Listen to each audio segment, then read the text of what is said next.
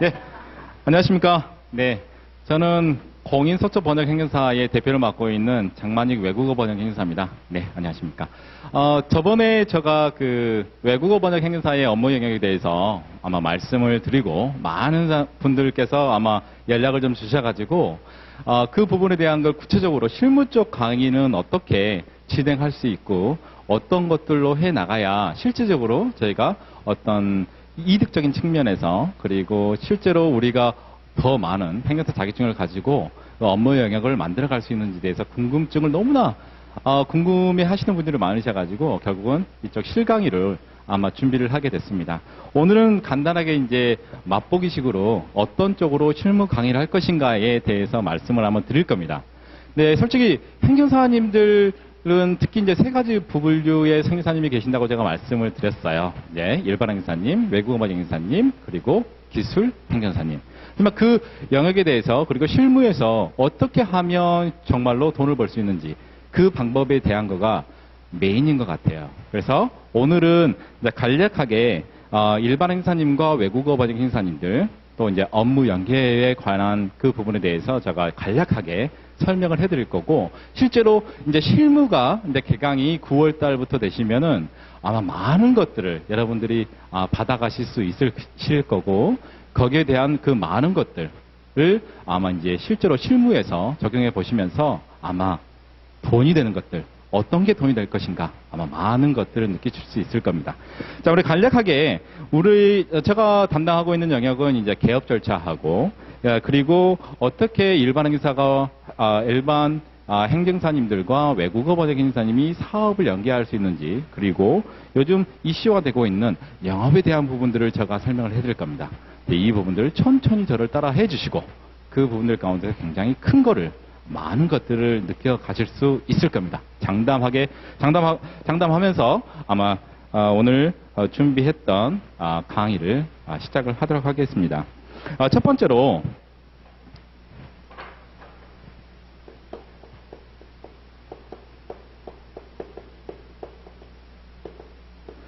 자, 지금 현재 가지고 계신 그 외국어 번역 행정사 자격증 아니면 일반 행정사 자격증 가지고 그러면 어떻게 개업을 해야 되는 건지 아마 궁금해 하시는 분이 분명히 계실 겁니다.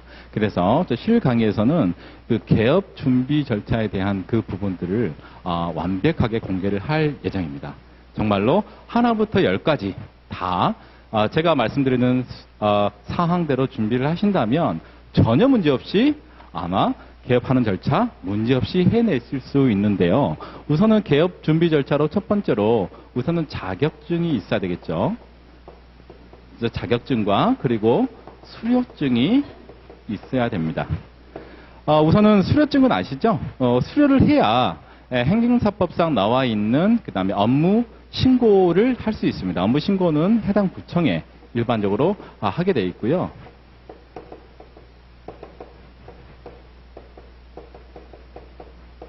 업무 신고가 되고 사업자 등록증이 발부가 되면 그때부터 실제로 개업을 하실 수가 있으신데요. 일반적으로 업무 개업은 이 수료증이 받으신 상태에서 구청에서 업무 신고만 되면 실제로 행정사업을 하시는데 전혀 문제가 없습니다. 사업자 등록증은 추후로 2, 3일 내에 발급이 가능하시니까 전혀 문제가 없으시고요. 자, 그러면은 개업을 준비하는 절차 중에서 자금은 어떻게 우리가 확보를 할 것인가? 자, 굉장히 자본이 많으시고 그 다음에 빌딩도 많으시고 그러신 분들은 솔직히 행정사업을 하시면서 이 업으로 돈을 벌 수 있겠다라고 생각하시는 분들은 그렇게 많지 않으실 거예요. 대부분 분들은 실제로 시험을 통해서 아마 행정사 자격증을 따시거나 아니면은 이제 기본적으로 경력으로 공무원 생활 하시다가 하시는 분들 많이 있으실 거예요. 근데 그분들 만약에 자금이 충분하시다. 아마 일 하지 않으셔도 충분하게 전원 생활도 즐기실 수 있을 거예요. 하지만 요즘은 경쟁 사회고요. 그다음에 조금 더 자기가 가지고 있는 전문 영역에서 두각을 나타내고 싶어 하시는 분들이 굉장히 많으세요. 그 분들에 대해서 자금을 어떻게 효율적으로 우리가 확보를 할 것이냐. 솔직히 저는 4.2% 쪽에서 3천만 원까지 대출을 받을 수 있습니다. 이 4.2%는 이제 현행 은행에서 아마 구하기 굉장히 힘들 예, 그 퍼센트입니다. 일반적으로 은행에서 하게 되면 5.5% 이상이 되는데요. 5.5%도 실제로 원금하고 이자를 다 갚아야 되는 상황입니다. 하지만 예를 들면 이 방법대로 하신다면 1년 거치하시고요. 그 다음에 4년에 분할 납부를 하게 됩니다. 이 방법도 제가 다 공개해 드리겠습니다. 그리고 일주일 만에 이 자금이 여러분 통장에 꽂히는 것을 확인해 보실 수 있습니다. 굉장히 많은 분들이 초창기 자금 때문에 많이 염려를 하세요. 이 부분 제가 직접 했었고 이 부분 절차나 그 모든 것들을 알고 있기 때문에 여러분들 초기 자금 없어서 망설이시는 분들, 자 이제 여러분들 이 자금이 해결됐습니다. 그러면 업무를 해야겠죠. 그렇죠? 두 번째로 그러면 어떻게 업무를 일반적으로 할 것인가? 이제 개업의 유형을 한번 봐볼게요. 자, 개업의 유형. 야, 나는 내 후배들이 너무나 많다. 15명이나 되네. 그러면 나의 후배들하고 연계할 수 있는 방안이 없을까? 아니면은 나는 일반 행정사인데 외국어 번역 행정사 내 후배가 있고 아시는 분이 있는데 어떻게 내가 이 개업의 형태를 만들어갈 수 있을 것인가? 여러분들 어떻게 하시겠어요? 혼자 아무데도 모르는 데서 가서 해보고 싶으세요? 네. 우선은 개업의 유형을 살펴보기에 앞서서 가장 중요한 게 위치 선정이 중요합니다. 자, 개업의 유형에서 왜 위치 선정을 우선 내가 말씀을 드리냐면, 자, 출입국에 담당하실 일반 행사님께서는 일반적으로 출입국 사무소 근방에다가 하시는 게 가장 나으시고요. 그 다음에 행정부재 관련되신 분, 특히 음식점이나 그쪽에 관련된 분들의 뭐 예를 들면은 영업정지나 그 부분들 하시려면 결국은 그쪽에 맞게끔 위치 선정을 하셔야겠죠. 근데 이 부분들도 사례를 통해서 완벽하게 설명을 해드리겠습니다. 그래서 여러분들 실제로 이 부분들 때문에 너무나 골치가 아프세요. 다 위치 선정할 때 가장 기본적인 게 뭐? 이 자금이 있어야 되나요? 그래서 자금을 먼저 설명을 해드린 겁니다. 자금이 있어야 임대를 할 거 아닙니까? 전부 다 건물 가지고 계신 분 그렇게 많지 않으시잖아요. 자, 그러면 위치가 선정됐네요. 그러면은 내 이제 개업을 어떻게 할 것인가? 자, 1인 개업을 하다. 1인 개업을 하셨을 때, 자, 어떤 부분이 있을까요? 나는 출입국 쪽으로, 그 다음에 출입국 쪽에 관심이 굉장히 많았고, 나는 그쪽에 관련된 일들을 많이 했다. 나는 행정구제 쪽, 행정심판 쪽에 담당을 했다. 나는, 예를 들면 해외 공관 쪽에서 일을 해서 번역 쪽에 관심이 있다. 번역 행정사인데, 그 부분에 대해서 내가 1인으로 개업을 하고 싶다. 저는 지금 1인 개업, 창조 기업인으로 되어 있는 상태고요. 전문 자격서를 가지고 있는 사람이 개업을 혼자서 어떻게 할 것인가. 이런 부분이 또 있고요. 그 다음에 또 어떤 유형이 있을까요? 동업의 유형이 있습니다. 동업은 2인입니다. 2인.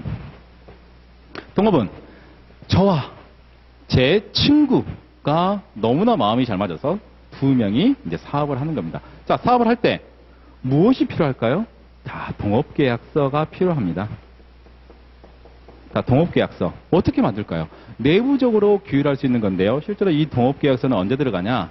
자, 아까 구청에 업무신고한데 한다고 제가 말씀을 드렸는데, 이때는 필요하지가 않고요. 언제 필요하다? 사업자 등록증 신청할 때 꼭 동업계약서가 들어가야 됩니다. 동업계약서 안에는 지불에 대한 비율, 내가 어떤 영역까지 해야 될 건가, 그 부분이 구체적으로 나와 있죠. 자, 여러분들이 이거 잘 모르시죠? 제가 이 양식도 다 제공해 드립니다. 그리고 실제로 성공했던 케이스도 설명을 해 드립니다. 자, 그러면은 그 다음에 또 뭐가 있을까요? 예. 행정사법 나와 있는 합동사무소가 있습니다. 합동사무소는 3인 이상이 됩니다. 그러니까 3명까지 포함이 되는 거죠. 자, 합동사무소는 크게 두 가지가 있습니다.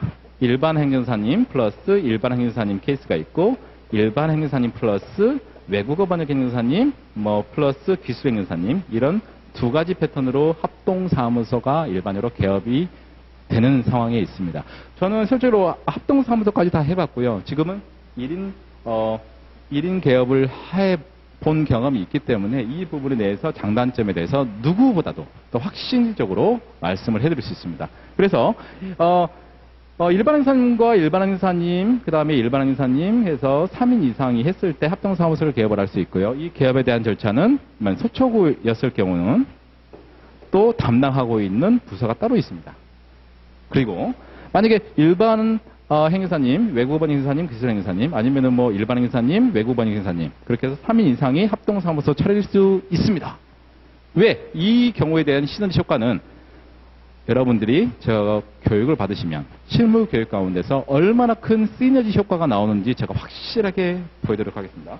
이 부분들이 앞으로 뭐다? 대세다. 뭐라고요? 대세. 이건 굉장히 힘듭니다. 이 부분은 앞으로 대세로 가야 되는 행정사 영역이 되고 있고요. 지금 이 부분에서는 많은 행사님께서 지금 시도를 하고 계시고 너무나 많은 이익을 창출해내고 계십니다.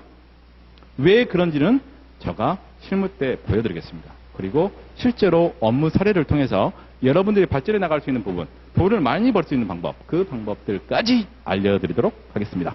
자, 그리고 이 방법 한 가지 더 말씀드리면 합동사무소의 장점은 분사무소 개설이 가능하다. 자, 분사무소 개설은 뭐냐? 자, 5명이 모여서 일반적으로 합동사무소를 일반적으로 개업을 했을 때 한 명은 서초구에 있고 한 명은 강남구에 있고 한 명은 부산에 있고 그렇게 해서 각 지역별로 찢어질 수 있습니다. 그래서 더 많은 수익 창출 모델을 만들 수 있는 게 뭐라고요? 뭐라고요? 그렇죠. 분사무소 개설입니다. 그래서 이 부분들도 아주 세세하게 누구나 범행할 수 있게끔 해드리도록 하겠습니다. 자, 마지막으로 제가 말씀드리고 싶은 것은 영업인데요. 영업의 가장 중요한 게 뭐냐? 예, 그렇죠. 블로그 영업입니다. 블로그 영업. 자, 블로그. 너무나 고통스러우시죠? 하루에도 포스팅도 많이 해야 되고, 그 다음에 블로그도 어떻게 만들어야지 사람들이 많이 올 수 있는지. 그리고 블로그와 관련된 게 뭐죠? 그렇죠. 키워드. 그 키워드 만드는 방법까지. 그리고 블로그 개설하는 것까지 아주 세세하게 설명을 해드릴 겁니다. 그래서 많은 분들이 여러분의 우리 미래에 개업하실 그 행사님들 블로그를 보시고 그 다음에 키워드를 보시고 전문가로서의 믿을만하다라는 확신이 들 수 있게끔 블로그 개설 모든 것들을 여러분께 공개해 드립니다. 그리고 여러분들이 원하시는 경우 키워드까지 어떤 키워드가 인터넷상에서 가장 효과적으로 발휘할 수 있는 건지 그 부분까지 여러분들께 가르쳐 드리도록 하겠습니다. 자, 여러분들 지금 이제 여러분들 올해 2회 이제 행정사 시험이 이제 2차 시험이 얼마 남지 않았습니다. 그리고 그 분들이 나오시면 더 많은 영역에서 여러분들이 해야 될 그 부분들이 조금씩 줄어드는 것은 아시죠? 하지만 지금 영역에서 여러분들이 선택을 하셔야 됩니다.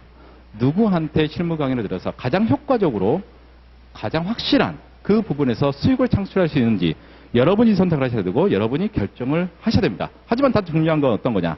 실제로 실무에서 여러분이 오늘 당장, 내일 당장 개업했을 때 전혀 부족함이 없고 사후 관리가 철저한 그런 강의를 들으셔야 된다는 겁니다.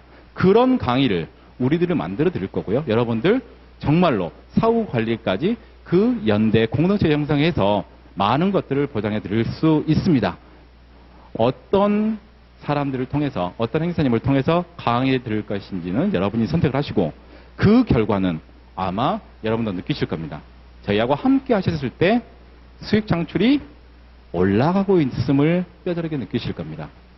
자, 오늘 간단하게 설명했던 거 서머리로 정리해 드리겠습니다. 자, 개업 준비 절차에 대해서 제가 설명을 해 드릴 거고요. 그 다음에 개업의 유형, 장단점을 다 분석해 드릴 겁니다. 그리고 어떤 유형으로 갈 것인지, 현재 유행하고 있는 스타일이 어떤 건지 모두 다 설명을 해 드릴 거고요. 그리고 가장 이슈화되고 있는 영업 방침에 대해서 오프라인, 온라인 영업 방법 모두 다 공개해 드리겠습니다. 그래서 여러분들 선택하셔서 가장 합리적이고 가장 이성적인 판단하에 여러분들이 선택할 수 있는 영업 방법, 그리고 블로그 어떻게 만들 것인가, 블로그 영업 어떻게 할 것인가, 키워드 광고 어떻게 할 것인가, 어떻게 수익을 창출할 수 있을 것인가, 여러분들 믿고 신뢰한 만큼 제가 보답으로 해드리도록 하겠습니다.